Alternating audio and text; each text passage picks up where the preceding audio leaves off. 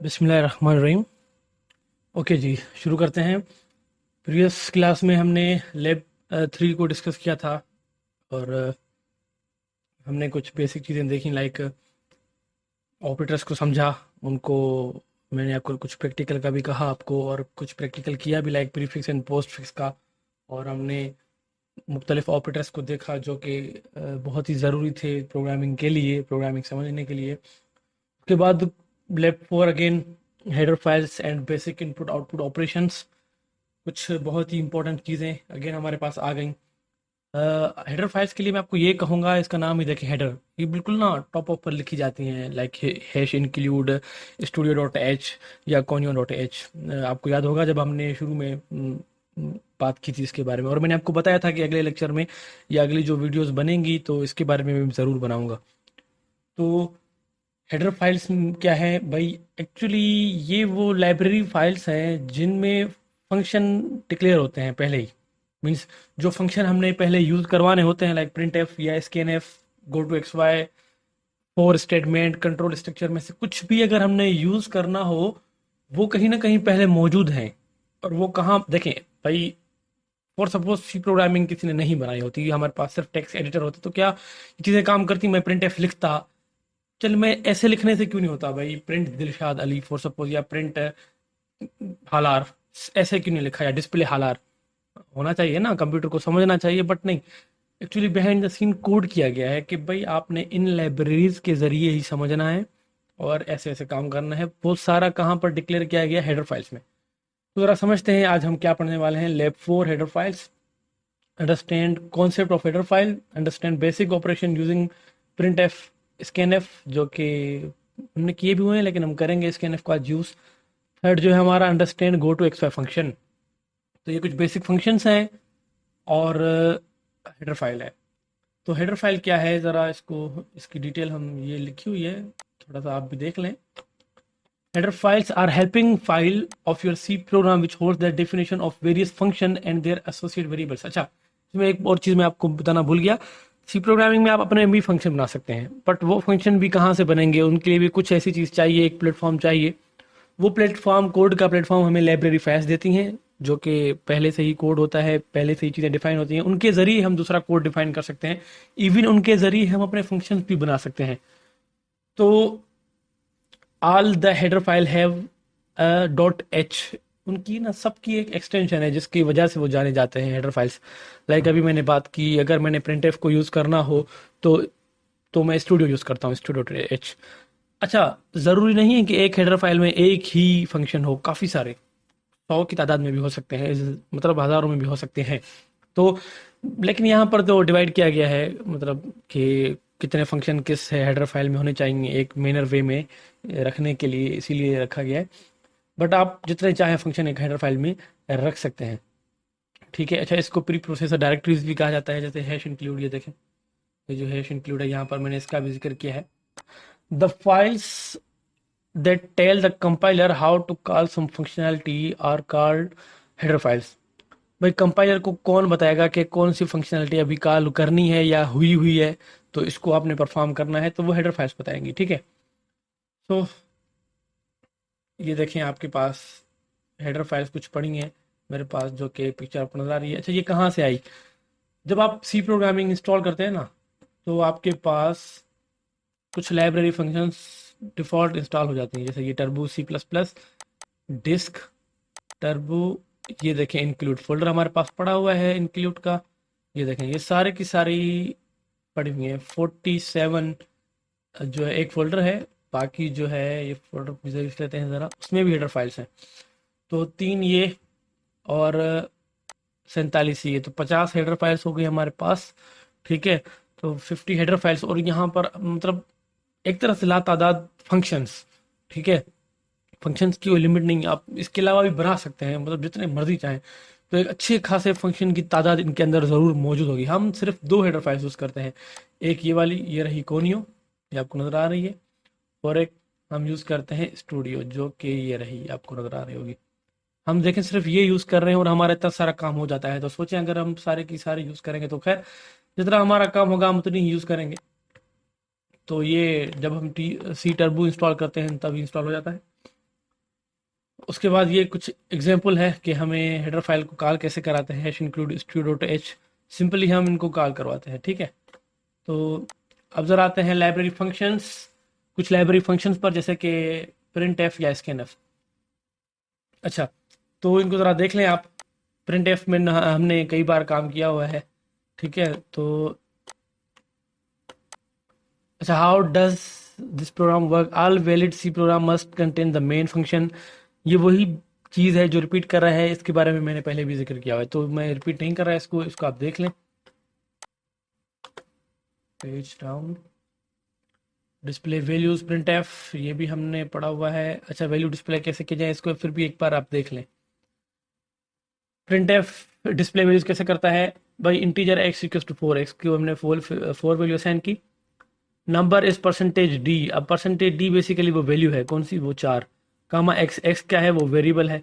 तो percentage D क्या हुआ, फॉर्मेट स्पेसिफायर, जो कि उस पर्टिकुलर वैल्यू को जो है प्रिंट करेगा उसके टाइप के साथ। अच्छा, we can use percentage D, percentage F, percentage C. याद रखें, परसेंटेज डी जो है इंटीजर के लिए, परसेंटेज एफ फ्लोट के लिए, और परसेंटेज सी करेक्टर के लिए फॉर्मेट स्पेसिफायर्स हैं ये, to print particular type. here the percentage d inside the quotations will be replaced by the value of x variable। तो x की जो भी वैल्यू है वो रिप्लेस करेंगे हम परसेंटेज d के साथ एक तरह से, और वो वैल्यू हमें डिस्प्ले हो जाएगी कहाँ पर, स्क्रीन पर।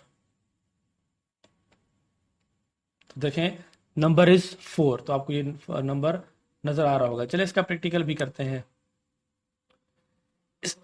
scanf is the one of the commonly used function to take input from the user। अब ये क्या करेगा कि आप एक तरह से पहले क्या करते हैं कि भाई वैल्यू डायरेक्ट जो है वो असाइन करते हैं, मतलब ए को हम वेरिएबल को मैंने वैल्यू असाइन की, लाइक बी को वैल्यू असाइन की, ये जो वैल्यू होगी वो कांस्टेंट वैल्यू होगी। बट अगर मैंने कोई डायनेमिक वैल्यू देनी हो, या फिर रन टाइम पर यूजर को कोई वैल्यू देनी हो, अब वो वैल्यू मुझे पता ही नहीं है, कोई भी वैल्यू हो सकती है, उस वैल्यू पर अगर ऑपरेशन परफॉर्म करवानी हो तो हम इसके नेफ का इस्तेमाल करते हैं।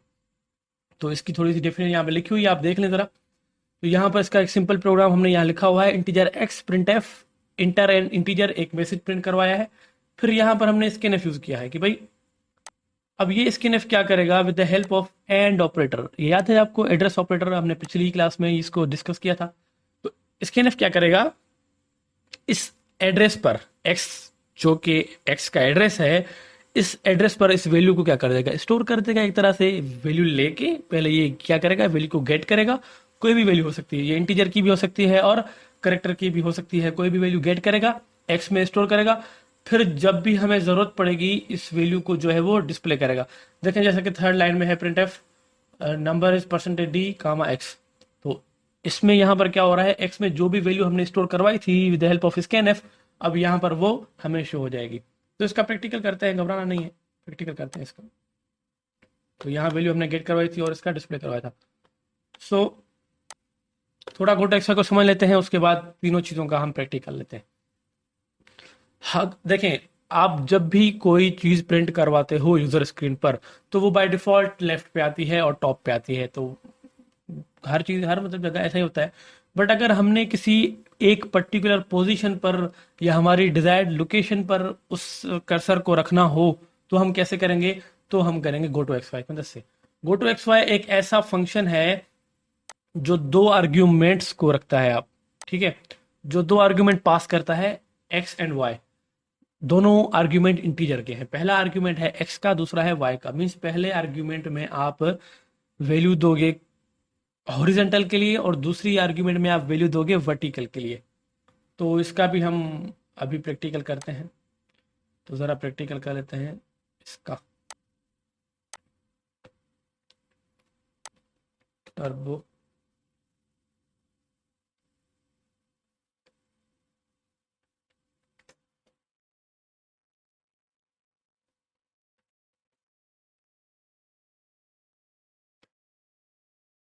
ओके, सबसे पहले हम प्रैक्टिकल करेंगे भाई स्कैनएफ का।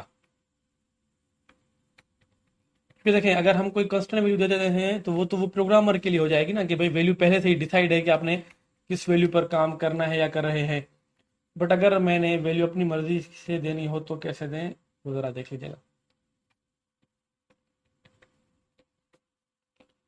एक मैसेज पहले प्रिंट करवाते हैं, प्रिंट एफ, एक खाली मैसेज कि भाई inter a value.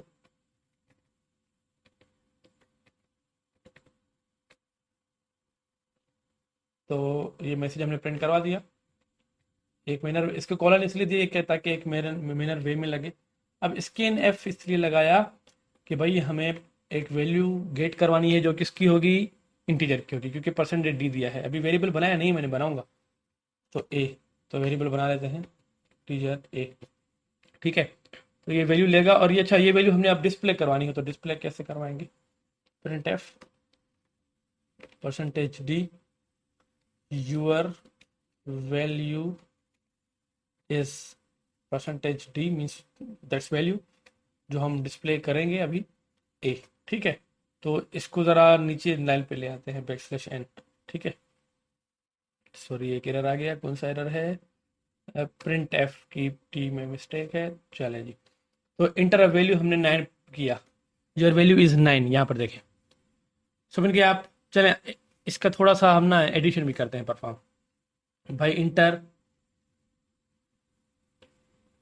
First value, मैं इसी को ही कॉपी कर देता हूँ, कॉपी पेस्ट, ठीक है। देन सेकंड वैल्यू, और यहाँ पर मैं कर देता हूँ B, integer a comma B, ठीक है। तो अब दो वैल्यू लेगा। अब जरा इनका ना मैं एडिशन करवाता हूँ यहाँ पर, ठीक है। देख लें यहाँ पर addition is percentage D, same ही, ठीक है। Addition is A plus B, ठीक है। अच्छा, इसी तरीके से अब जरा मैं इसका देखता हूँ एडिशन, भाई 12 एडिशन इज 24। यही नहीं, आप इसमें ये भी कर सकते हैं, कॉपी इसी वैल्यू का पेस्ट, ठीक है। एडिशन आ गया, तो यहाँ करते हैं सबट्रैक्शन इज, तो हर चीज़ सेम रहेगी, बस यहाँ पर आप माइनस का साइन दे दें, ठीक है। आई होप अब आप बाकी खुद ही कर देंगे, लाइक डिवीजन अगर मालूम करनी हो तो, ठीक है। देखें subtraction is 0 and addition is 24, तो जाहिर है 12 और 12 का एडिशन जो 24 ही बनेगा, और सब्ट्रैक्शन जो है वो उसकी 0 ही बनेगी, सिंपल। तो ये सिंपल सा प्रोग्राम था स्कैन एफ के बारे में। अब जरा आते हैं गो टू एक्स वाई पर, गो टू एक्स वाई, मैं इसको ज़रा मिटा देता हूँ, किसी चीज़ की फिलहाल जरूरत नहीं है। मैंने कहा प्रिंट एफ हेलो, ठीक है। तो ये मैंने कहा प्रिंट एफ, ये जो हेलो है ये सेंटर पे जाना चाहिए, सेंटर भी बॉटम सेंटर पे, ठीक है। तो अब मैंने क्या करना है, मुझे क्या करना होगा, गो टू एक्स वाई। तो ये दो आर्ग्यूमेंट लेता है, एक्स एक्सिस और वाई एक्सिस के, तो दोनों इंटीजर के होने चाहिए। भाई मैंने रखा 12 कामा 5, तो 5 एक तरह से देखें ये रोज एंड कॉलम में अगर समझे तो, मतलब पहली जो आर्ग्यूमेंट है वो कॉलम की है, दूसरी जो आर्ग्यूमेंट है वो रो की है, ठीक है। इस तरह से भी आप समझ सकते हैं अगर आपको वो डिफिकल्ट लग रहा है तो। देखें अब 12 ये पोजीशन हॉरिजेंटली पे आया है, और 5 जो है वर्टिकल, मीन्स ऊपर से 5 और साइड से, लेफ्ट साइड से 12। इस तरीके से आप ज़्यादा ज़्यादा आई थिंक 25 ले जा सकते हैं, यस 25 20 समथिंग, ओके। देखें 25 नीचे बिल्कुल आ गया, हेलो। अच्छा वो साइड वाली पोजीशन सेम ही है 12, तो मैं इसको ज़रा ना 12 ही कर देता हूँ, ठीक है। सेंटर पे आ गई, और इस वाले 12 को थोड़ा बढ़ा देते हैं, लाइक 29 30 समथिंग सेंटर बनेगा इसका, ठीक है, क्योंकि मुझे थोड़ा आइडिया है इसका इसलिए बारे में, ठीक है, ओके। तो अब बिल्कुल सेंटर पे, अब 35 पॉइंट्स हमने कौन से रख दिए, एक्स एक्सिस के रख दिए, और जो है वाई एक्सिस के हमने कितने रखे, 12, ओके। तो ये हमारी पोजीशन कौन सी हो गई, एक पोजीशन बन गई जो हमारी हमने खुद बनाई, तो हेलो जो है उस पोजीशन पे आ गया। इस तरीके से हमने इसको बिल्कुल ऊपर रखना है, तो ये सेम ही रहेगा, और इसको 1 कर दें तो बिल्कुल टॉप पर आ जाएगा, ठीक है। या थोड़ा सा नीचे कर लेते हैं, चले 2 कर देते हैं इसको। तो ये देखें हेलो जो है अब एक तरह से हेडिंग लग रहा है हमारा, तो एक तरह से हमारी हेडिंग बन गई। तो ये तरीकेकार है हेलो का। अब आप स्क्रीन पर जहां पर भी मर्जी अपने टेक्स्ट को जो है वो रख सकते हो, ओके। तो इसके अलावा आप इसको अपनी मर्जी पे भी रखवा सकते हो। वो कैसे? भाई वो यूं कि वैल्यू आपकी मर्जी की होनी चाहिए, आप इसमें स्कैन यूज़ कर लें। अच्छा, स्कैन का एक और तरीका भी होता है, मैं बता देता हूँ। स्कैन परसेंटेज डी, मैं 2 बार परसेंटेज यूज़ कर रहा हूँ डी, क्योंकि 2 बार वैल्यूज़ को वो करना है। एंड ऑपरेटर, एंड ऑपरेटर नहीं भूलना आपने, ठीक है। बी, तो देखिए यहाँ पर मैंने एक ही स्कैन में 2 वैल्यूज़ को ले लिया, ठीक है, ऐसा हो सकता है, पॉसिबल है ये, ठीक है। तो यहाँ पर मैं रखूँगा वैल्यू ए, यहाँ पर वैल्यू दूंगा बी, ठीक है। अब हो ये रहा है कि एक्चुअली ए और बी भी तो इंटीजर के ही है ना, और गोटो एक्स वाई को भी तो इंटीजर ही चाहिए, तो इससे क्या फ़र्क पड़ता है कि वो वेरिएबल हो, सही है ना। तो इतना खास फर्क नहीं पड़ता, तो ये काम क्योंकि हो जाता है, वो भी तो इंटीजर की ही वैल्यू है ना। तो देखें ज़रा, जो पहली वैल्यू वो लेगा वो एक्स कंसीडर होगी, जो दूसरी वैल्यू वो लेगा वो वाई कंसीडर होगी। तो पहली वैल्यू हम देते हैं 40, मीन्स एक्स एक्सिस 40 पे, और सेकंड जो है वो, सॉरी बटन प्रेस हो गया मेरे से, ओके खैर है। तो दूसरी वैल्यू जो है हम देते हैं 10। देखें, हेलो आ गया 40 10 पे। चलें कोई मसला नहीं, अगेन करते हैं इसको। पहली वैल्यू हम देते हैं 56, सेकंड वैल्यू देते हैं हम 19। देखें जी, पहले क्योंकि वो आ गया था, स्क्रीन बंद हो गई थी, तो इसलिए सही से आपने आउट नहीं देखा होगा। तो आप देखें, तो हमने 56 पॉइंट एक्स एक्सिस पर मीन्स हॉरिजॉन्टल पर, और 19 पॉइंट्स वर्टिकल पर इसको रख दिया। तो आई होप आपको go to x y, print f और स्कैन एफ समझ आ गया होगा। तो आज के लिए इतना काफ़ी है इस क्लास के लिए।